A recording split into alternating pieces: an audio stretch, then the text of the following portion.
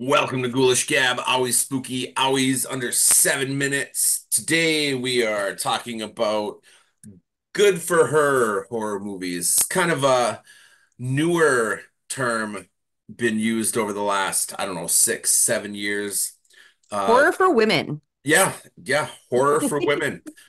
Essentially where the lead character, the woman, you're just sit back and you're like, good for her.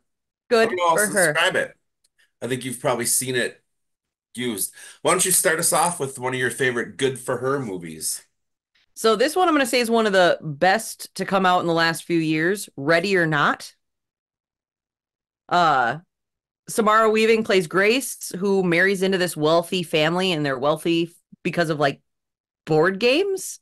Yeah. And then so she marries in, and then it turns out that at their like wedding reception, the family all wants to play a game and they're going to play hide and seek, but it's to kill her because they have some sort of deal with the devil, a demon.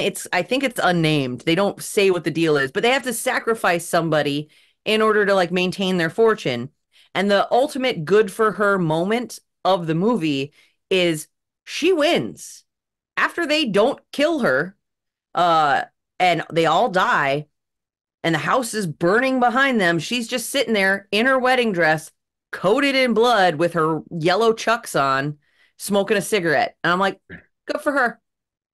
And it's got a very splattery ending as well too, which is great.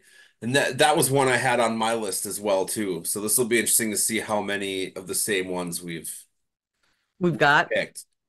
So then I'm gonna go with Revenge from 2017, a simply titled film.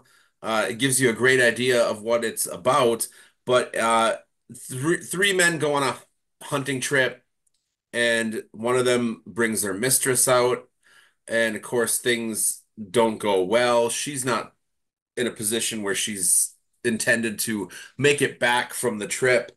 Um, but of course she does because good for her. But it's extremely, it's very bloody. When you're watching like some of the in the third and final act, you're just wondering like how much fucking blood was on set. It's great. The imagery is great. It's a pretty simple film, but very effective. And at the end, you're just like, good for her.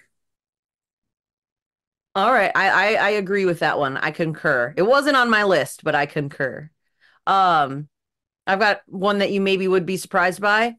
Tremors from Okay. 1990 because of Heather Gummer. So Heather is played by Reba McEntire. It was her first film, and she is a key piece of the puzzle for them surviving.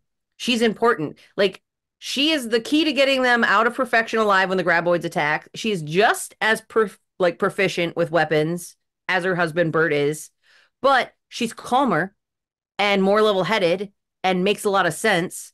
And the best good for her moment actually comes in Tremors 2 when they announced that Heather ended up leaving Bert and moving away because he had become too paranoid even for her.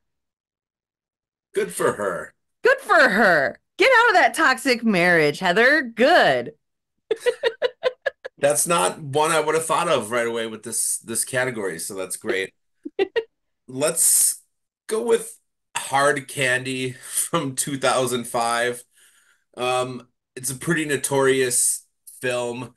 There's a young girl who is after, an older man who's been a predator to other young girls, and she puts herself in a position, where she's with him and turns the tables, and it's very tense and crazy, and yeah, It also leaves you kind of guessing and going back and forth for a while on who you should be like a fan of for a minute. yes, it's a wild ride, and it's a probably more of a thriller than anything, but it's also a horrific film, and Especially if you're a for person her, with balls. yeah,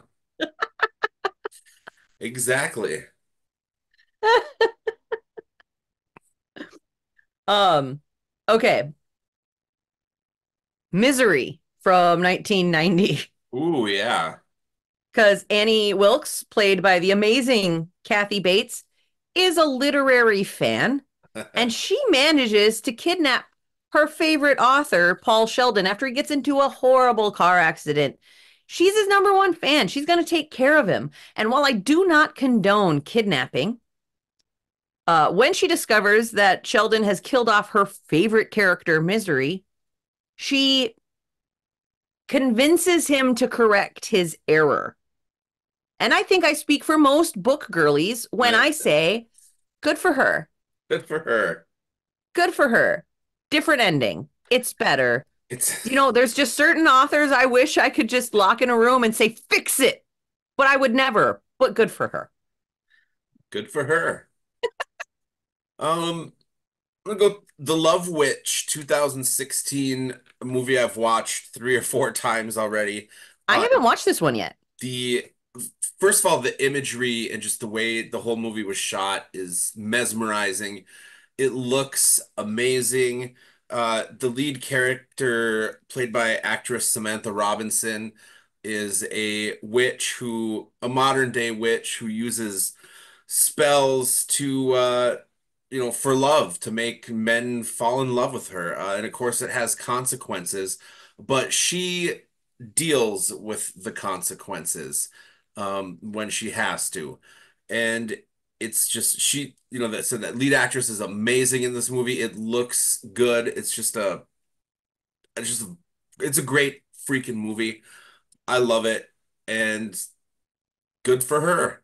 Good for She her. handles her She deals business. with it. She She takes the deals with it. consequences of her actions. She deals with it. Good for her. Tell us some of your favorite good for her movies or movie moments in the comments. Let us know if you've seen some of the ones that we talked about as well. That's all. Bye.